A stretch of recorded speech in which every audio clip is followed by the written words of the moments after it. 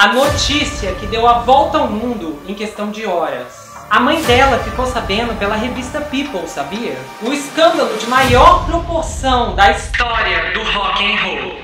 O vídeo mais baixado do mundo é o de Pamela Anderson e Tommy Lee.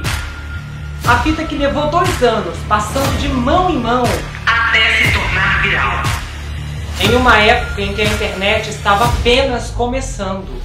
Quando isso aconteceu, a fita fez cerca de 77 milhões de dólares em apenas 12 meses. Então, uma pessoa que roubou um cofre conseguiu escapar da polícia, dos advogados, da mídia e das gangues de motoqueiros, nunca viu um centavo. Essa é a história de um homem que apostou seu sustento em um vídeo na esperança de ficar milionário. Mas em vez disso, a cena que ele iria assistir seria da sua vida desmoronando. Definitivamente. Nessa estreia exclusiva da história inédita no Brasil, eu sou o Gustavo Negreiros e esse é o Gustavo Report.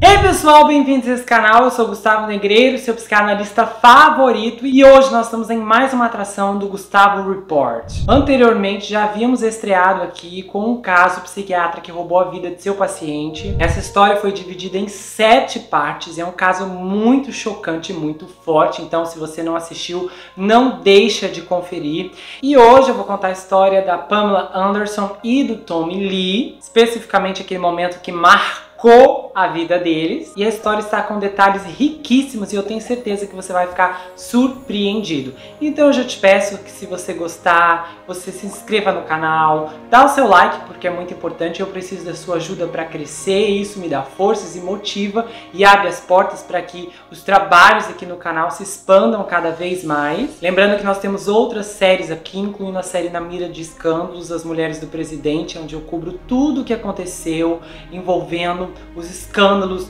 do Bill Clinton, Monica Lewinsky, Linda Trill, Paula Jones, Joanita Broderick. Você vai saber com detalhes todos os extremos dessa história. E na série Na Mira, onde nós temos histórias fantásticas, incluindo toda a cobertura detalhada do caso envolvendo Gabi Petito, o Christopher Dush, o Dr. Dead, o caso da Louise Duncan, a autora de Eu Sei Que Vocês Fizeram no Verão Passado, toda a trama envolvendo o homem que inspirou o filme Scream e como o filme chegou aos cinemas. Então não deixe de conferir as nossas outras histórias, incluindo a minissérie Na Mira de Incendiários. Lembrando que ao final desse caso eu vou estar trazendo uma análise psicanalítica para a gente comentar um pouco dos fatos e entender as circunstâncias emocionais que estão envolvidas aqui. Nós temos 3 personagens principais nessa história: a Pamela Anderson, o Tommy Lee e o Randy Gouger. Então eles vão aparecer conforme as histórias forem se cruzando. Nós vamos começar essa trajetória com a Pamela, que quando nasceu teve alguma cobertura de imprensa logo após seu nascimento como um bebê centenário, tendo nascido em 1º de julho de 1967. Era o 100º aniversário da fundação oficial do Canadá por meio da lei da Constituição de 1867. A Pamela não foi o primeiro bebê nascido naquele dia, mas foi um de muitos. Seus pais eram Barry Anderson, um reparador de fornalhas, e Carol, uma garçonete. Ela também teve um irmão mais novo, o Jerry, que nasceu em 1971. A Pamela frequentou a Highland Secondary School em Comox, em British Columbia, e no colégio ela jogou no time de vôlei, e ela se formou em 1985. Em 1988, a Pamela se mudou para Vancouver e trabalhou como uma instrutora fitness. E aí, em 1989, ela estava em um jogo de futebol profissional canadense do BC Lions, no estádio do BC Place em Vancouver. E então o cinegrafista focou na Pamela e ela apareceu no Jubitron. E ela vestia uma camiseta Beer da Labatt, uma marca de cervejaria. E então ela foi ovacionada pela torcida. E a multidão ficou gritando quando viu aquela jovem loira. E então os executivos dessa empresa de bebidas ficaram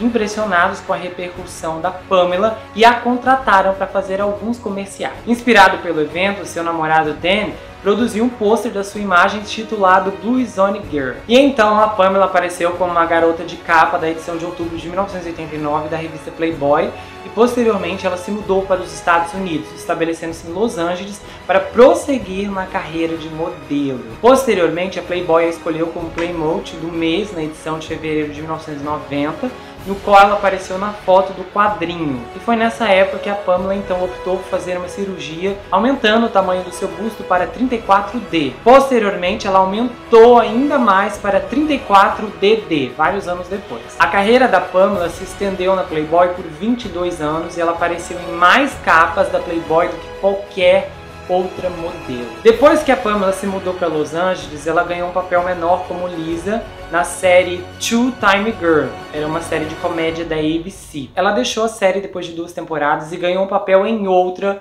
como C.J. Parker em Baywatch, em um papel de salva-vidas. Essa série se tornou um fenômeno na televisão e a Pamela se tornou um nome muito conhecido. Inclusive, ela foi entrevistada nessa época pela revista People e disse que amava a imagem de uma loira burra. Ela também disse que não tinha nada para viver, então ela só poderia surpreender as pessoas. Ela interpretou essa personagem por 5 temporadas, de 1992 a 1997, tornando-se um dos membros do elenco mais antigo. Esse foi o seu papel mais conhecido na televisão e trouxe sua popularidade entre os telespectadores internacionais. E então os caminhos da Pamela se cruzam com o do baterista do Motley Crue, o Tommy Lee. E eles se viram pela primeira vez na véspera de Ano Novo de 1994, em um clube na Sunset Strip, em Hollywood. E o Tommy rapidamente se apaixonou pela Pamela e a perseguiu implacavelmente. Essa atração era claramente mútua e o Tommy recebeu uma mensagem de voz da Pamela pouco depois de se conhecerem. Tommy, você não está aí? É a Pamela. Tenho 24 horas para jogar e quero jogar com você.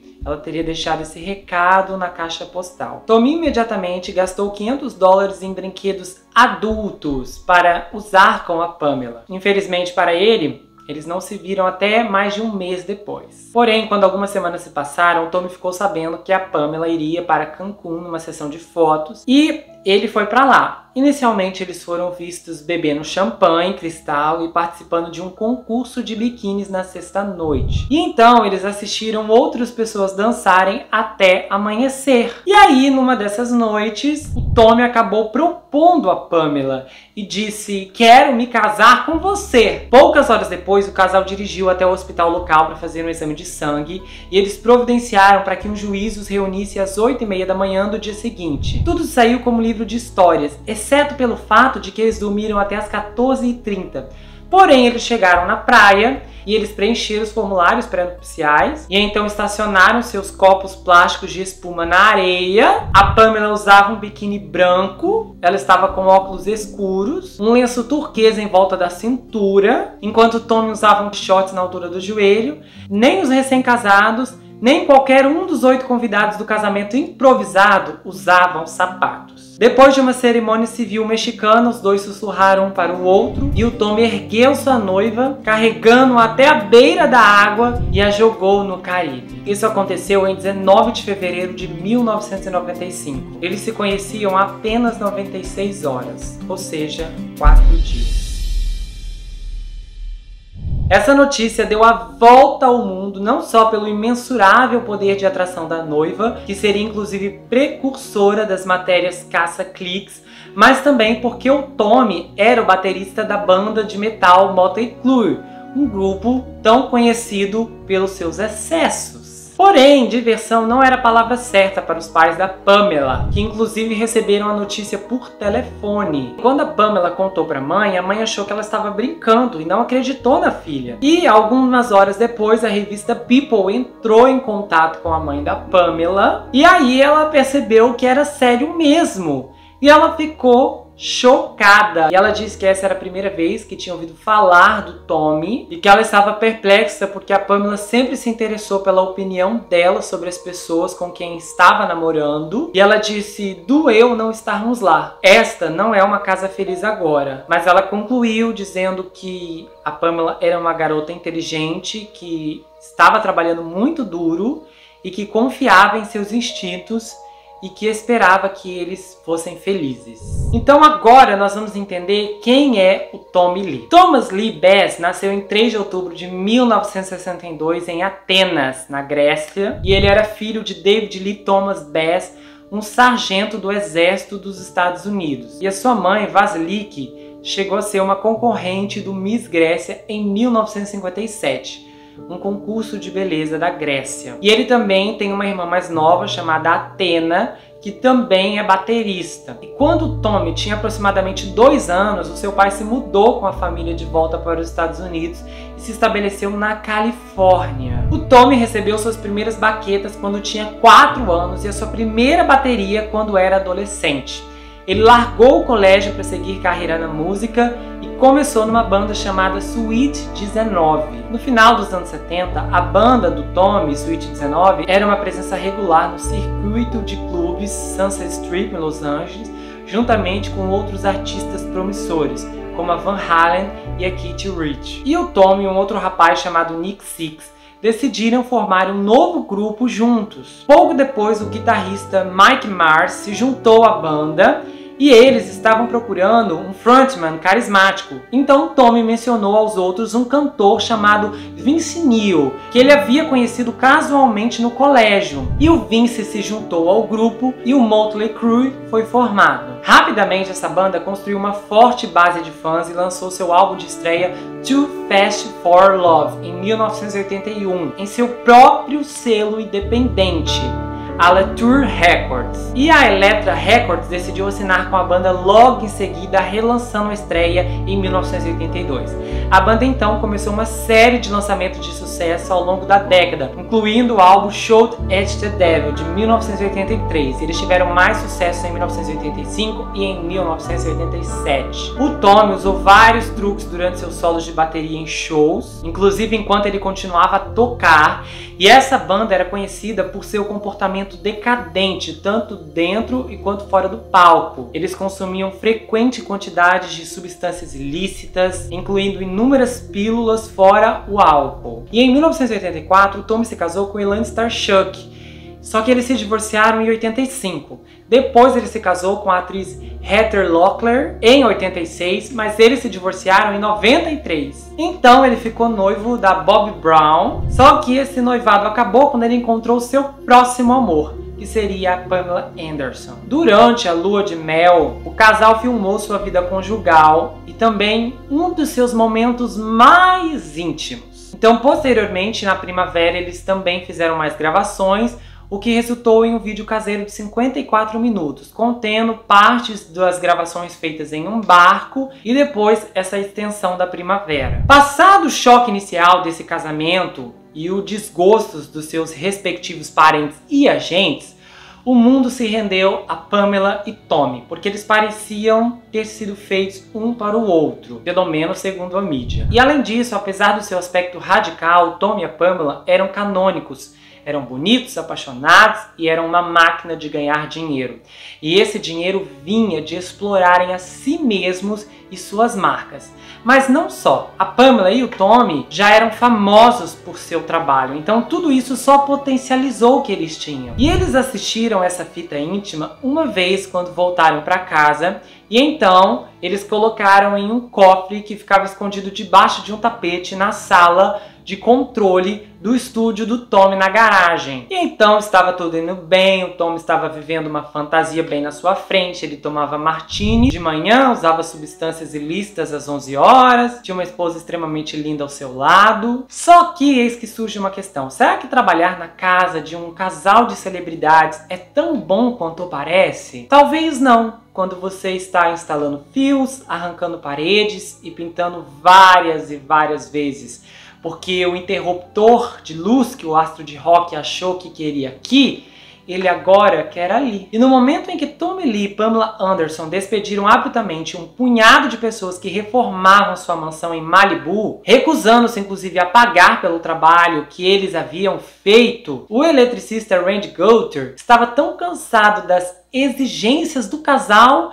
que estava pronto para simplesmente desistir dos $20 mil que eles lhe deviam. Mas quando ele e o empreiteiro geral voltaram à mansão do casal na rodovia Mulholland para pegar suas ferramentas, Tommy apontou uma espingarda para eles e disse: "Deem-o fora da minha propriedade." E Randy ficou seriamente irritado. O Tommy fazia o Randy se sentir pequeno, porque o Randy passara a vida inteira se sentindo pequeno. Aqui estava um cara que em seu aniversário de 18 anos entregou sua pureza a uma garota de programa de Las Vegas. Aqui estava um garoto de Los Angeles tentando se desassociar do seu famoso pai que estrelou o original Bye Bye Birdie na Broadway e que também foi Remy The Robot no sitcom Get Smart. Na década de 1990, Randy tinha músculos brilhantes e bronzeados, ombros largos e um sorriso ansioso e confiante e uma voz que parecia tanto surfista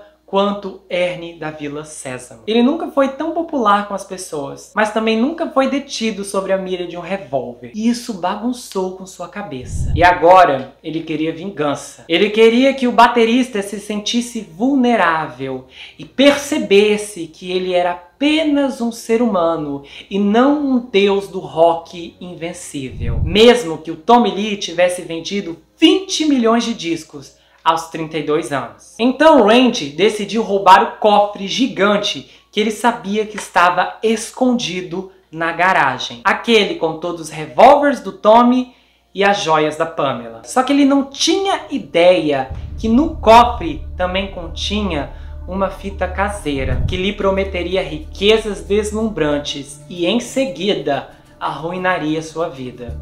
E ao invés de derrubar o Tommy em um degrau, ele ajudaria a cimentar o legado desse músico. Randy passou todo o verão de 1995 se preparando para o roubo. E ele dirigiu até a casa do Tommy e da Pamela várias noites por semana para sentar e olhar, esperando do lado de fora até 3 ou 4 da manhã. Seu plano era jogar um tapete de pele de iaque tibetano branco sobre as costas e rastejar até a garagem de joelhos no meio da noite, para que as câmeras de segurança instaladas pelo próprio Randy parecessem mostrar um cão comum que o casal tinha. Tommy e a Pamela moravam em uma casa de estilo espanhol de 3 andares, com uma garagem que havia sido convertida em um estúdio de gravação no andar inferior. Caminhões, vans e carros desconhecidos costumavam ficar estacionados do lado de fora da casa,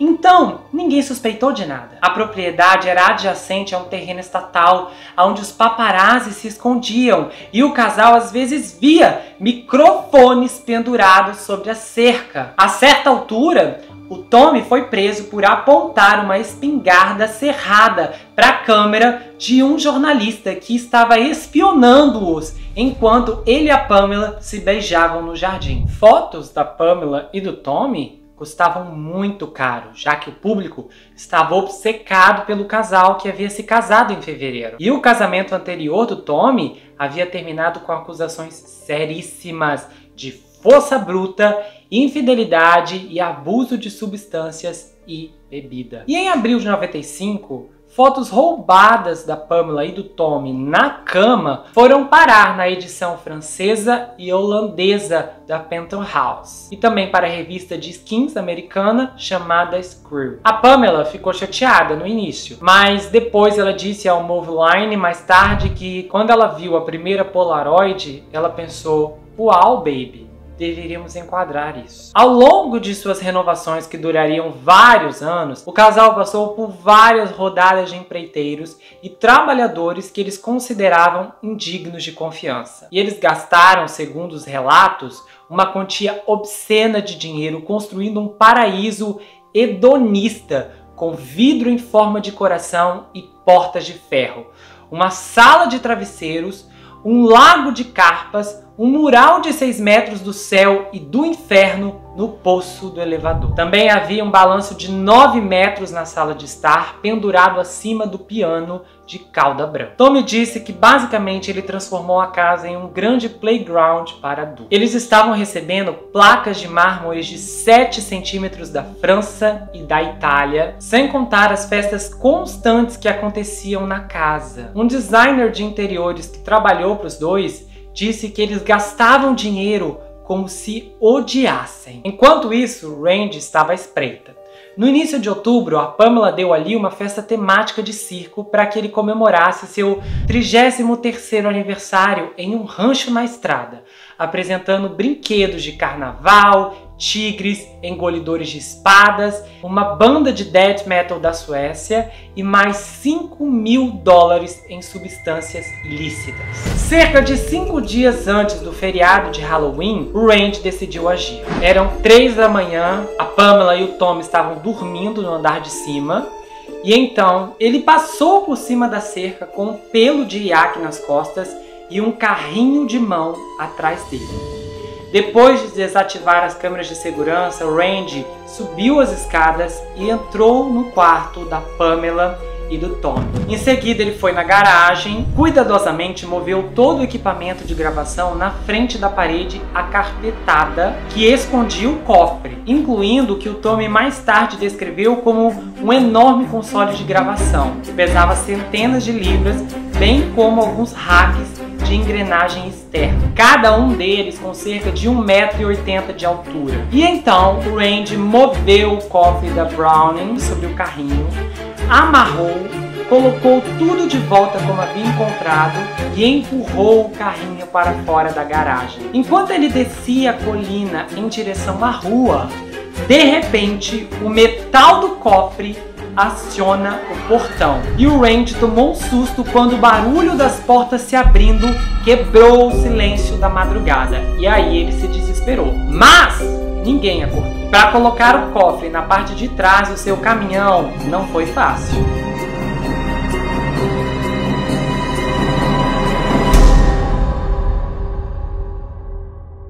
Porém, há algumas versões diferentes sobre esse roubo. Uma fonte alega que Troy Tompkins, o empreiteiro geral que também foi mantido sobre a espingarda do Tommy, ajudou o Randy a planejar o roubo desde o início e estava esperando-o em uma caminhonete. A esposa do Troy, na época, uma francesa chamada Dominique Sardel, trabalhava no condomínio da Pamela e do Tommy e foi demitida junto com o Randy. Então o Randy levou o cofre para um local seguro e passou 1 hora cortando a parte traseira com uma serra de demolição emprestada e equipada com uma lâmina de carboneto de diamante composto. Embora Randy negue ter encontrado uma AK-47, foram mencionados em um relatório policial posterior, ele reconhece ter descoberto tudo mais que Pamela e Tommy haviam listados como desaparecidos, incluindo fotos de família, um Rolex, um relógio Cartier de ouro e diamante, botões de punho de ouro e esmeralda, uma cruz de rubi e diamante e um biquíni branco que a Pamela usou em seu casamento na praia e, claro,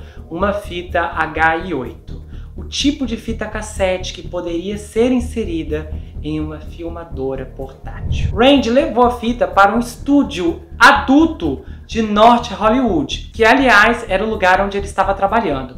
E ele assistiu a fita junto com o proprietário do estúdio. Quando eles colocaram a fita, que eles viram que ali continha um momento de profunda intimidade da Pamela e do Tommy, os cifrões voaram diante dos seus olhos. Em meados dos anos 90, o negócio de conteúdo adulto estava crescendo.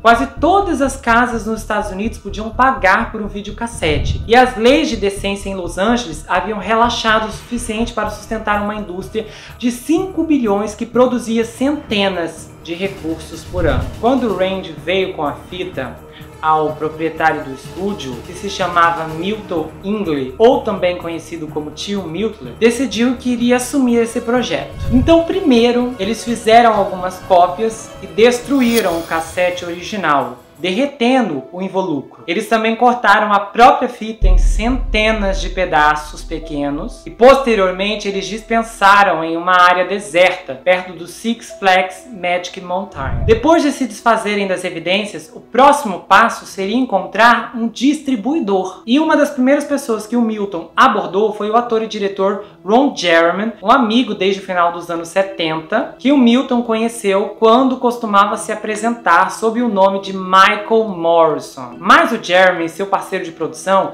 descobriram rapidamente que a fita havia sido roubada e que a Pamela e o Tommy não haviam assinado uma autorização. Então eles declinaram. Naquela época, esse conteúdo adulto era muito rígido e chegava a assustar os produtores desse tipo de conteúdo. Milton abordou várias outras empresas, mas ninguém quis correr o risco. De acordo com Randy, o estrangeiro rico ofereceu-lhes $1 milhão pela fita, mas o Milton sentiu que ela valia muito mais. Finalmente eles abortaram Louis Butcher Parrino, que era filho de um capo de uma das famílias do crime organizado de Nova York, os Colombos. Só para vocês terem uma noção, na época em que esse tipo de conteúdo adulto era ilegal em quase todos os lugares dos Estados Unidos, os Peranos eram os Magics do mundo adulto. E em 1995, o jovem Perano dirigiu uma empresa de vídeos adultos chamada Aaron Productions e era amigo íntimo de muitos dos maiores jogadores desse mundo adulto.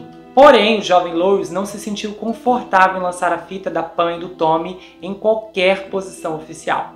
Em vez disso, ele emprestou ao Milton cerca de $50 mil para cobrir a fabricação e a distribuição da fita pela internet, com a expectativa de receber juros sobre o empréstimo e uma parte dos lucros das vendas. Nesse ponto, apenas 25 milhões de americanos e 40 milhões de pessoas em todo o mundo tinham acesso à internet. A maioria dos sites eram desagradáveis e não existia plataformas de streaming. Mas a web, com suas transações aparentemente anônimas, parecia o mercado negro perfeito para levar a fita aos consumidores. Agora, finalmente, Randy e o Milton pensaram que eles seriam ricos. Milton usou cerca de 1/4 do dinheiro que o Louis lhe dera para produzir milhares de cópias e contratar alguém para criar alguns sites. Pansex.com, Pamli.com e Pansextape.com. Os sites não tinham um vídeo propriamente dito.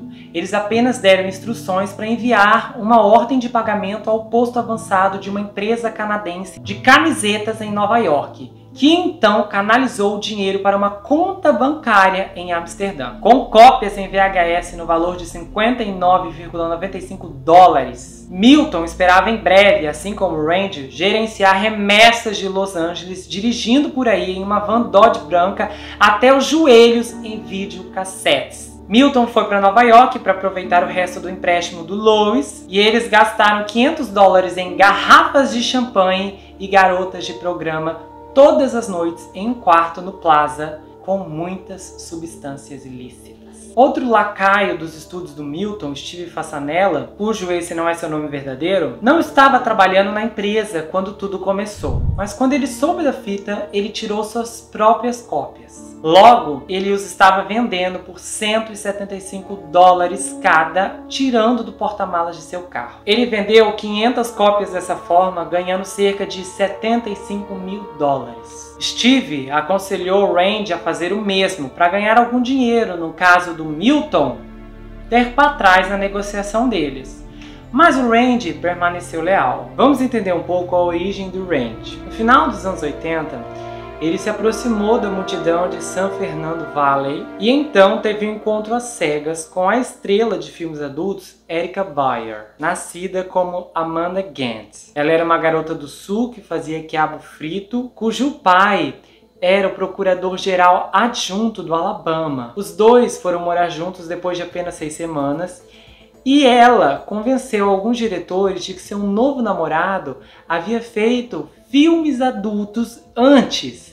Então Randy, que se despira na faculdade, mas não tinha experiência nenhuma em fazer esse tipo de conteúdo, poderia se juntar a ela na frente das câmeras. Ao longo da década seguinte, sob o nome de Austin Murray, o Randy atuou em pelo menos 75 vídeos adultos. Depois de um breve casamento com a Erica, que inclusive já partiu desse mundo aos 60 anos, ele namorou as atrizes Wendy Rospers e Stacey Valentine. Ele diz que teve uma vida muito selvagem e que ele também acreditava na reencarnação e que essa vida era a vida de férias dele. E ele diz também que acreditava que teria que ser muito sério na próxima vez. O Randy cresceu em Toluca Lake, que era do outro lado da rua de Dick Van Dyke. Seus pais eram divorciados e ele não tinha acesso nenhum a conteúdo adulto. Quando ele era menino, sua mãe se tornou testemunha de Jeová e ela trazia consigo o Randy quando ia de porta em porta evangelizando as pessoas. E o Randy, a partir disso, ficou inspirado em uma obsessão vitalícia por religiões, sociedades secretas e cultos. Nas costas de uma das mãos ele tem uma tatuagem de um símbolo maçom, e ele afirma que o grupo certa vez quis lhe dar uma metralhadora e treiná-lo como um soldado. Randy não acredita mais nas testemunhas de Jeová, e ele diz que era mais feliz morando com a mãe do que com o pai, o Dick Galter. Randy não teve um bom relacionamento com seu pai. Inclusive ele diz que seu pai perdeu a paciência rapidamente quando ele foi morar com ele. Inclusive ele só trouxe ele e suas duas irmãs para poder exibi-los. Uma vez, quando criança, Randy esqueceu seus sapatos sociais na casa de sua mãe. E seu pai o fez usar chinelos para um jantar chique. Nesse dia seu pai ganhou um prêmio da categoria dos 10 homens mais bem vestidos. E ele se sentiu muito mal porque seu pai estava muito elegante e ele parecia um qualquer. Já adulto, ele mudou a grafia do seu sobrenome para tentar sair da sombra do pai. E ele disse que tinha certeza que seu pai jamais acreditou nele. E trabalhar no mercado adulto deu a ele a confiança que ele sempre lutou para alcançar enquanto crescia. Ainda assim, ele teve que usar muitas substâncias para tirar da cabeça o fato de que tinha um monte de caras olhando para ele enquanto ele estava gravando as cenas. E isso para ele era muito chato. E ele preferia trabalhar fora das câmeras sempre que possível. O mundo adulto nessa época era pequeno, e logo no início ele conheceu o Milton, que nessa fase era um dono de estúdio pão duro, fumante, obeso, que gostava de música country e chambord. Depois que o Randy consertou algumas peças do equipamento de gravação no estúdio do Milton, os dois se tornaram amigos rapidamente. E o prolífico cineasta fetichista Ernest Grain, que filmou no estúdio do Milton várias vezes, chamou Randy de um bobo de estimação do Milton. E no final de dezembro de 1995, quando a edição de domingo do Daily Mail de Londres fez uma edição anual que cobria as travessuras da Pamela e do Tommy nos tabloides, o escritor mencionou que havia um vídeo dos dois em sua extrema intimidade em um iate que estava supostamente à venda em Los Angeles. 2 meses haviam se passado desde o roubo, e nesse ponto, nem a Pamela, nem o Tommy ainda haviam percebido que o cofre estava sumido. Só que em meados de janeiro de 1996 eles perceberam. E horrorizados, eles entraram com um boletim de ocorrência e contrataram o investigador particular de Hollywood, Anthony Pellicano, para descobrir o que havia acontecido. E o Anthony disse mais tarde aos advogados do Tommy que havia rastreado o Milton e que o Milton admitiu ter uma cópia da fita, mas alegou tê-la comprado de Gary Swing, o designer de interiores. O Gary e um amigo estavam em seu apartamento de solteiro de 2.400 pés quadrados quando o Anthony apareceu uma noite vestindo terno branco e imediatamente jogou o Gary no chão. E aí, cara? O Gary, assustado, perguntou: "Quem é você?" "Apenas me diga." O Anthony rosnou: "Nós sabemos que você fez isso. Sabemos que você gravou a fita." Após um curto interrogatório, o Anthony determinou que o Gary não sabia de nada e foi embora. Em 2014, soube-se que o Anthony estava cumprindo 15 anos na prisão federal por acusações que variam de fraude eletrônica a roubo de identidade. Logo depois, o Steven Passanella estava no estúdio do Milton fazendo um trabalho com um colega de quarto, Ron Jeremy, de 17 anos. E um diretor desse tipo de filme chamado Bob Burchard também estava presente. De repente, eles ouviram motocicletas acelerando do lado de fora e então 5 ou 6 grandes motociclistas invadiram a sala. "Cadê a fita?" disse um ao Steven e rapidamente apontou para suas partes íntimas. E esses motoqueiros tinham uma caixa VHS de um filme adulto que o Randy fizera alguns anos antes. E o Steven viu e falou: "Eu sei quem você está procurando, mas não sou eu esse cara." E aí o motoqueiro disse: "Não, você é o cara."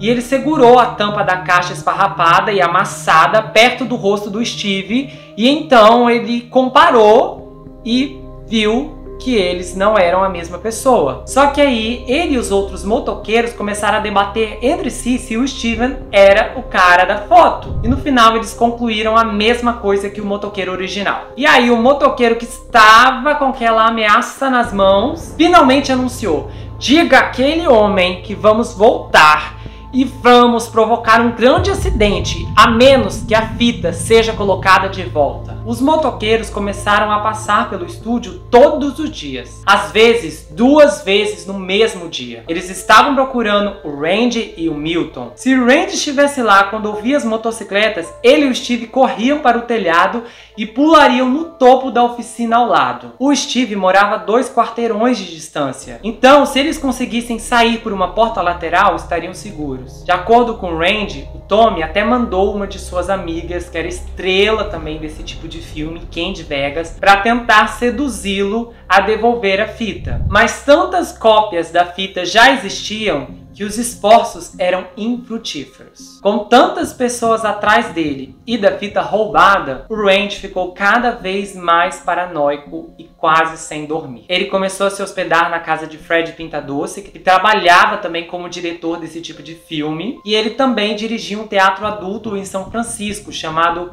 Plato's Retreat, que pertencia aos Peranos. A filha do Fred, Angélica, que hoje está com mais de 25 anos, lembra que o Randy ficou com eles quase 1 ano inteiro. Ela o chama de Tio Randy. Ela diz que ele dormia no beliche vermelho de seu quarto com seu cobertor corcunda de Notre Dame, enquanto ela, que era do jardim de infância, dormia no quarto de seu pai. Ela ainda tem uma cicatriz de 5 polegadas na perna, de onde se queimou no escapamento ao sair do conversível 1969 vermelho do Randy, quando ele a estava deixando no treino de karatê. Assim que a Pamela e o Tommy começaram a perceber que a fita estava se espalhando mais rápido do que eles poderiam contê-la, chegou a notícia de Nova York que a Penton House havia adquirido uma cópia. Um advogado da Penton House prometeu que a revista não publicaria nenhuma imagem da fita, mas o casal começou a entrar em pânico e em 29 de março de 1996 eles entraram com um processo civil de 10 milhões contra todos que eles pensaram que poderia ter uma cópia,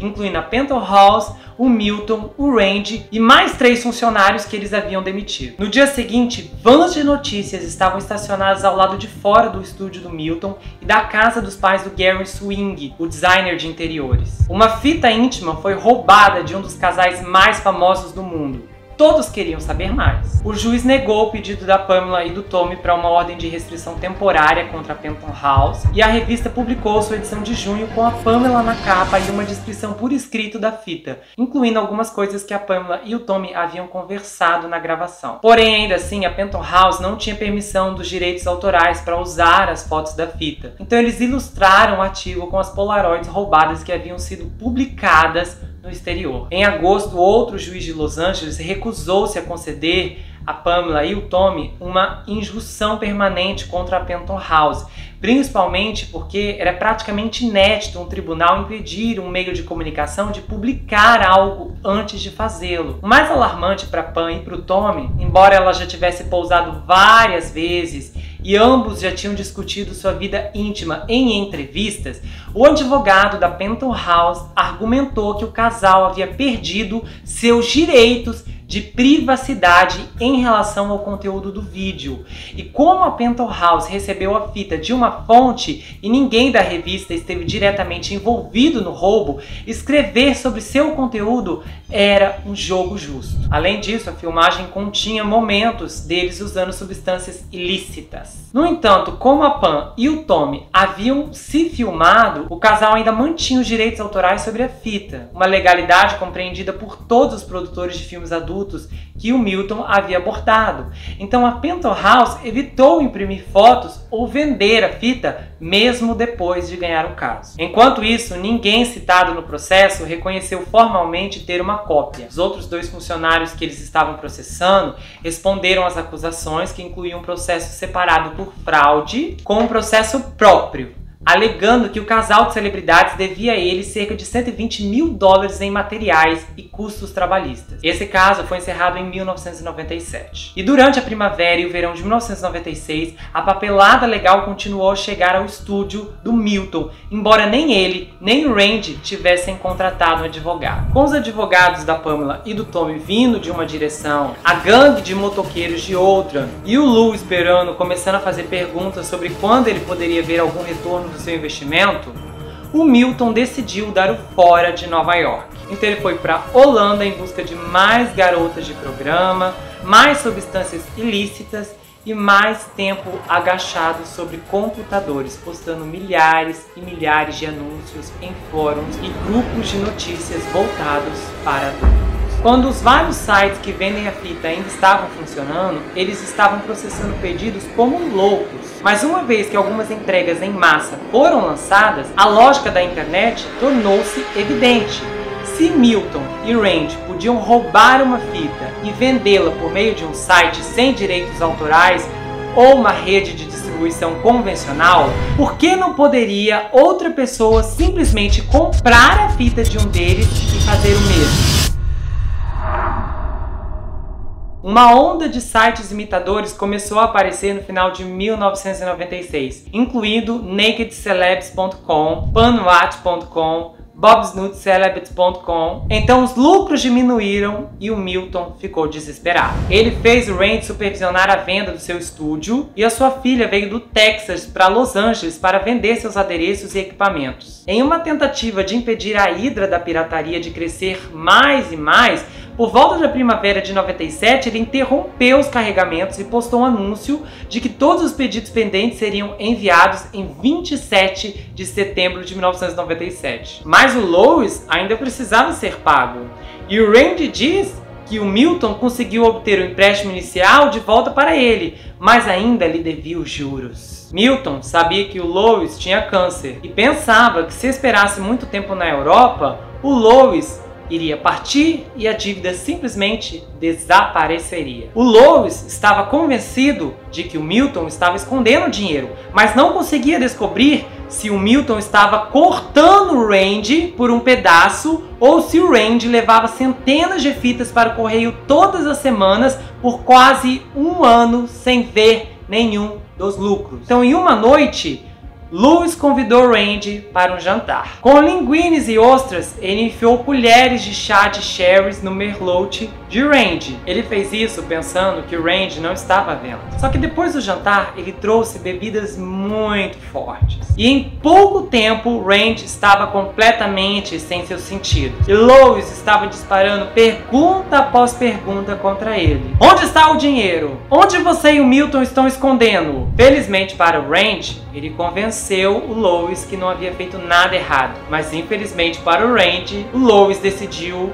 que o Rand precisava trabalhar para pagar o dinheiro que Milton lhe devia. Especificamente ajudando a enviar uma mensagem a outras pessoas que lhe deviam dinheiro. Logo, o Rand estava trabalhando em cobranças para a máfia para pagar sua própria dívida. Só que quebrar os joelhos de outras pessoas é um pouco mais difícil do que parece. Então ele teve sua própria ideia. Ele deixou sua barba crescer, colocou um boné de beisebol em sua cabeça, óculos escuros em seus olhos e se aproximava do indivíduo endividado. E ele segurava o que parecia ser uma xícara de café, mas não era café. Era amônia. De repente, o Rand jogava o produto químico no rosto da vítima, arrancava a alça de metal de um espremedor de espregão, quebrava a clavícula desse indivíduo, andava alguns quarteirões, pulava em sua van sem placa e desaparecia. O tribunal emitiu uma liminar contra o Milton no início de outubro de 1997 e ordenou-lhe que parasse de copiar e vender a fita, mas ele não se importou. E então já era tarde demais. Quando os pedidos acumulados daquele ano terminaram no final de setembro, Los Angeles foi subitamente inundada de piratas. E a partir daí, homens e mulheres e muitos profissionais se reuniram para gritar, assobiar e contemplar boquiabertos a famosa fita. A revista Variety chegou a publicar uma resenha da gravação caseira. Foi nesse ponto que uma cópia do vídeo chegou às mãos de alguém atrevido, litigioso e ávido por publicidade, o suficiente para levá-lo ao próximo nível. Um prodígio da internet de 25 anos chamado Seth Washasvek, além de desenvolver versões anteriores de anúncios pay-per-clicks, streams de vídeo e processamento de cartão de crédito online, Seth afirmou ter artistas sem roupa ao vivo em seu site principal, Club Love. E então ele decidiu responder aos caprichos dos telespectadores de todo o mundo. No entanto, quase todo mundo na indústria adulta e da internet desprezava o Seth, porque ele era um vigarista chorão que passava cheques sem fundo e devia muito dinheiro a muitas pessoas. E um de seus funcionários, um ex-modelo e profissional do golfe chamado Kurt George, estava em um grande estúdio de televisão em Los Angeles e assistiu a uma das cópias da fita que voava por Hollywood. Ele levou a fita para seu chefe em Seattle e Seth deu a ele alguns milhares de dólares. E em 3 de novembro de 1997, ele emitiu um comunicado à imprensa anunciando que pretendia transmitir o vídeo online. No entanto, como vários ex-funcionários confirmaram, Seth nunca pensou que seria capaz de mostrar a fita. Ele queria apenas a publicidade que viria com o anúncio e o inevitável processo. E em 6 de novembro, o juiz se recusou a emitir uma liminar contra ele e no dia seguinte, Seth transmitiu a fita no Club Love por 5 horas. Seth estava no banco de trás do seu carro quando recebeu uma ligação furiosa do Tommy que o ameaçava severamente. A essa altura, Pamela e Tommy já estavam exaustos. Parecia que todos em Los Angeles já tinham visto o vídeo. E nada do que eles faziam conseguia ser capaz de interromper a distribuição dessa fita. Então eles decidiram se estabelecer. A Pamela e o Tommy tinham a falsa impressão de que poderiam dar permissão ao Seth para mostrar a fita na web sem permitir que eles vendessem nas lojas. Segundo todos os relatos, o casal subestimou o alcance da internet. Derek Neyman, que acabara de se formar na Pepperdine Law School, trabalhava como advogado do Seth e ele preparou o lançamento mais amplo possível na esperança de fazer o casal assinar os direitos autorais da fita. Enquanto ele negociava com o casal, ele pensava, não há como eles assinarem isso. Mas surpreendentemente, eles fizeram em 25 de novembro de 1997. Em poucos dias, qualquer pessoa que comprou uma assinatura do Club Love teve acesso à fita. Os servidores da empresa ficaram abalados. Foram milhares de vendas por dia, todos os dias, durante meses. Logo, Seth fechou um acordo com Stephen Harsh, proprietário da Vivid Entertainment, que era fornecedora líder de vídeos adultos para a fabricação de cópias em VHS. Logo, Seth fechou um acordo com Steven Harshel, proprietário da Vivid Entertainment, fornecedora líder de vídeos para adultos para a fabricação de cópias em VHS, DVD e CD-ROM. Em fevereiro de 1998, qualquer americano curioso podia entrar em uma locadora de vídeos e comprar a fita do casal. Nos anos seguintes, eles venderam centenas de milhares de cópias. Foi um fenômeno e realmente ajudou a impulsionar a empresa para o próximo nível. Seth conseguiu até mesmo perseguir violadores de direitos autorais da internet, convencendo-os a pagar a ele uma taxa de licença pela permissão para transmitir a fita. Em 2000, o Guinness Book, o livro de recordes, declarou a Pamela como a estrela mais baixada de todos os tempos. E milhares de sites que não tinham nenhum conteúdo relacionado às estrelas listaram Pamela Anderson em suas meta-tags para aumentar o tráfego. Quando a Pamela e o Tommy viram cópias físicas da fita sendo vendidas e alugadas nas lojas, eles ficaram furiosos. Eles explicaram publicamente que foram enganados e processaram Seth em um tribunal federal. Alguns acreditam que o casal cedeu seus direitos em um acordo milionário, e vários funcionários afirmam que esse é o caso. Mas a Pamela e o Tommy negaram publicamente ter lucrado com a fita. Em 2002, quando o processo federal chegou ao tribunal, Seth mudou-se para Bangkok e as investigações do FBI e do Departamento de Justiça sobre suas práticas comerciais também foram concluídas. Nenhum advogado falou em seu nome, mas um juiz ordenou que sua empresa extinta pagasse a Pamela e Tommy $740 mil cada. Mas o casal nunca viu esse dinheiro. Com advogados e juízes dando de ombros e dizendo que não havia nada a ser feito, sites em toda a internet passaram a usar a imagem de Pamela para lucrar com uma pequena parte do que parecia que estavam todos lucrando. Curiosamente, o Kurt George, que inicialmente entregou a fita para o Seth, acabou gerenciando-a e depois assumiu o controle da fita na internet e dos direitos do pay-per-view do vídeo. Isso a partir de 2003. Mas em 2011 ele deixou a licença expirar. Ele revelou posteriormente que sentia que havia um karma muito ruim em torno daquele vídeo. Ele relatou que depois que levou a fita para o set, seu casamento começou a desmoronar e que às vezes ele pensa: o que eu realmente fiz? A Pamela e o Tommy tiveram 2 filhos juntos, Brandon Thomas, que nasceu em 5 de junho de 1996, e Dylan Jaeger, que nasceu em 29 de dezembro de 97. Durante seu casamento tumultuado, Tommy foi preso por partir para cima da Pamela enquanto ela estava segurando seu filho, e ele foi condenado a 6 meses na prisão do condado de Los Angeles. O casal se divorciou em 98. Mais tarde, Tommy admitiu não ser capaz de lidar com a falta de atenção de sua esposa, considerando a atenção que seus filhos estavam recebendo. Em 99, dizendo aos seus amigos que estava cansada de sua imagem de loira sem cérebro, a Pamela passa por uma cirurgia para remover seus implantes mamários. Ela então reduziu o tamanho de 34D para 34C. Semanas depois, ela se reconciliou com o Tommy, dizendo ao Access Hollywood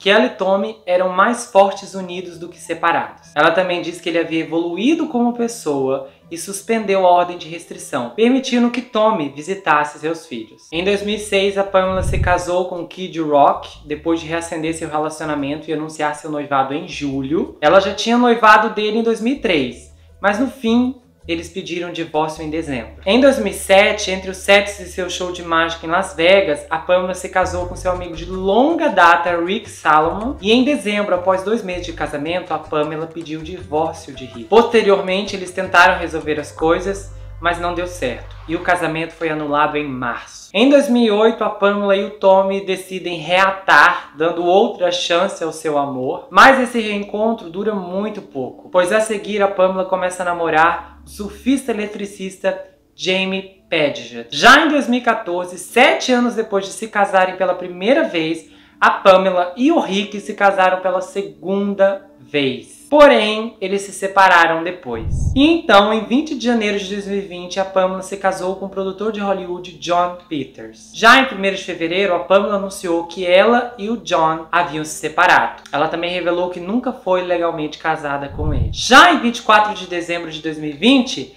a Pamela se casou com seu guarda-costas Dan Highurst. Até o momento que eu gravo esse vídeo, eles estão juntos. Já o Tommy, de 2002 a 2003, foi noivo da dançarina Maite Garcia, e de 2014 a 2017 ele ficou noivo da cantora greco-alemã Sofia Tolfa. Já em 14 de fevereiro de 2018, ele pediu a mão de sua namorada Brittany Furlan, e eles se casaram um ano depois, em 14 de fevereiro de 2019, e estão juntos até hoje. Após o escândalo da sua fita com Tommy, mais tarde a Pamela passou por outra situação parecida. Uma fita dela com Bret Michaels também vazou, mas não teve a mesma repercussão. E essa fita foi filmada antes de seu casamento com Tommy. A Pamela e o Tommy nunca conseguiram escapar da sombra dessa fita, mas ambos parecem ter feito o possível para seguir em frente e até fazer piada de si mesmo. A Pamela continuou a posar depois do incidente e hoje ela é tida como referência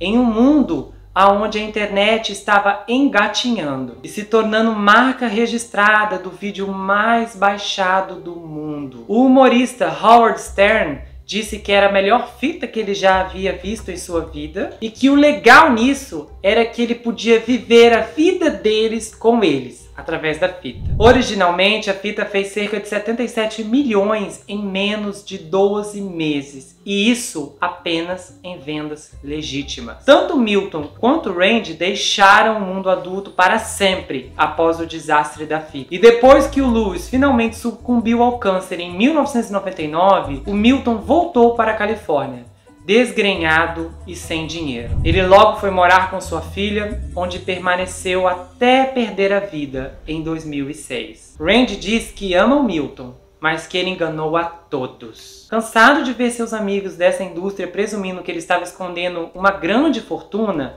Randy se distanciou e começou a se concentrar em seu trabalho elétrico em tempo integral. Há vários anos atrás ele se mudou para o litoral, onde agora mora sozinho. Sua força muscular engrossou na meia-idade e em 2014 ele tinha acabado de ser abandonado por uma mulher com quem namorava há 2 anos. Na pesquisa que eu fiz sobre a Pamela, eu descobri que infelizmente ela foi violada quando era menor. e ela revelou esse fato publicamente em 2014. Isso aconteceu por uma babá, quando ela tinha 6 a 10 anos. Depois ela foi violada por um outro homem de 25 anos, quando ela tinha 12. Infelizmente isso se repetiu pelo seu namorado e 6 amigos dele, quando ela tinha 14 anos. A fita da Pam e do Tommy é o artefato de celebridade roubado mais famoso do planeta. E foi essa fita caseira, com cenas impróprias, que atraiu pessoas que normalmente não assistiam esse tipo de conteúdo, na intimidade inocente de 2 queridinhos dos tabloides. Atualmente, tanto a Pamela como o Lee têm apenas 1 milhão de seguidores no Instagram, uma cifra modesta, que evidencia a substituição geracional entre o mundo que os alçou à fama há 30 anos atrás e o mundo de hoje. Para a produção desse vídeo, eu decidi que não iria usar nenhuma imagem dessa fita, nem para thumbnail, nem para divulgação e nem em qualquer momento desse vídeo. Esses registros hoje podem ser legais, mas eles são frutos de uma violação imoral que jamais foi concedida pelos seus autores. E essa situação é completamente desajustada porque as 3 principais figuras desse evento têm históricos ligados a algum tipo de imoralidade, ou que eles fizeram ou que fizeram com eles. E isso explica muito de suas decisões relacionadas à carreira. E a moral aqui pode ser aprovada por uns e desaprovada por outros. E embora seja bem tentador comentar sobre isso, esse não é o ponto da história. Celebridades são pessoas em nosso ambiente, mas foram alinhadas para se tornarem um espelho da sociedade. E normalmente celebridades só têm comportamentos negativos e equivocados para transmitir à sociedade. Você já se perguntou qual é o efeito que a mídia tem sobre seu comportamento? E aí a gente pode olhar um pouco para as relações parasociais, que é um curioso fenômeno de um relacionamento que as pessoas desenvolvem com quem conhecem através das mídias sociais. Vamos imaginar que você encontre no supermercado uma pessoa famosa com a qual você se identifica. Você provavelmente vai abordá-la, vai pedir um autógrafo, vai tirar uma foto e tentar estabelecer algum tipo de conversa. Você vai agir como se já a conhecesse, embora não a conheça de verdade. Uma característica das relações parasociais é que o indivíduo se sente muito identificado com a pessoa da mídia em questão. Como resultado, isso o faz acreditar ter uma relação real com essa pessoa. E nesse sentido, ele desenvolve uma forte empatia por ela. Só que o oposto também pode ocorrer, ou seja, sentir rejeição ou antipatia por essa pessoa. O que mais caracteriza esse tipo de relação é a sensação de realmente conhecer uma pessoa, apenas por vê-la ou segui-la nas redes sociais. E é um elo muito particular, porque na realidade é completamente unilateral. E isso, na verdade, é um pseudo-vínculo. E geralmente o tempo de duração desse relacionamento depende de por quanto tempo essa pessoa da mídia é significativa ou importante para o indivíduo. E as pessoas são atraídas por esses indivíduos e podem facilmente segui-los e fantasiar sobre eles, sem o peso de um relacionamento real. E é aqui que nasce a idolatria e a obsessão, sendo essa última um verdadeiro perigo. Há muitas situações de fotos íntimas que foram hackeadas e vazadas nos últimos anos. E normalmente os hackers costumam invadir para provar que podem. Muitos têm essas habilidades técnicas e gostam de se exibir dizendo: "Ei, olha o que eu fiz". Agora, o que fez essa fita se tornar tão viral?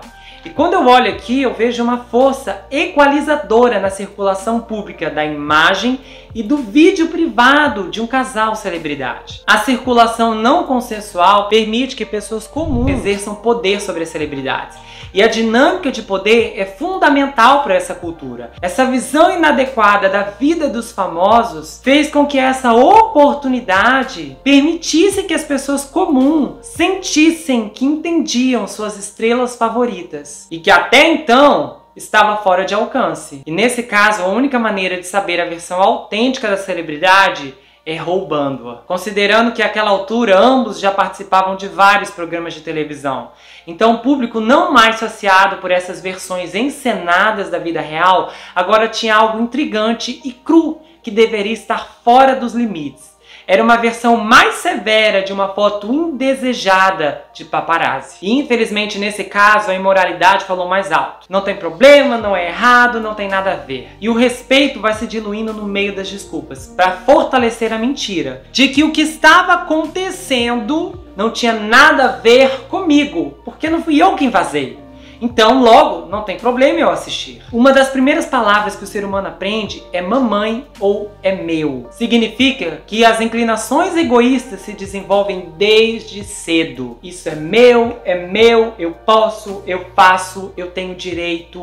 Por que não? E a dissonância aqui não é o quanto eu respeito a Pamela Anderson e o Tommy Lee. É eu não fazer com eles o que eu não quero que façam comigo, independente de como eu me sinto a respeito dessas duas figuras. E psicologicamente, as fotos privadas ou vídeos privados apelam para o senso de curiosidade. Mas a integridade, quando se revela mais acentuada, reflete o caráter de quem você é, e a decisão que você toma a seguir mostra quem você deixa de ser. É lógico que a mídia tem 50% de culpa dessa situação toda, como sempre. Você pode ver que a mídia diz uma coisa, enquanto ao mesmo tempo faz outra. Se você andar na rua, você vai ver outdoors muito indecentes. Às vezes a propaganda é de um relógio, mas a moça da publicidade está quase sem roupa. E não é só o meio publicitário não. Se você olhar para o ramo musical, o apelo à imoralidade é maior ainda. E como consequência, as pessoas vão ficando mais frias, porque elas veem isso na TV e elas chamam isso de artístico. Então elas passam a ver isso no cinema e até mesmo em esculturas públicas, que são consideradas artes. Mas o quanto esse tipo de arte faz mal ao ser humano? Tudo é questão de aprendizagem. Se você aprende que imoralidade não tem problema porque ela está em todo lugar, você vai se sentir livre para repetir ou replicar.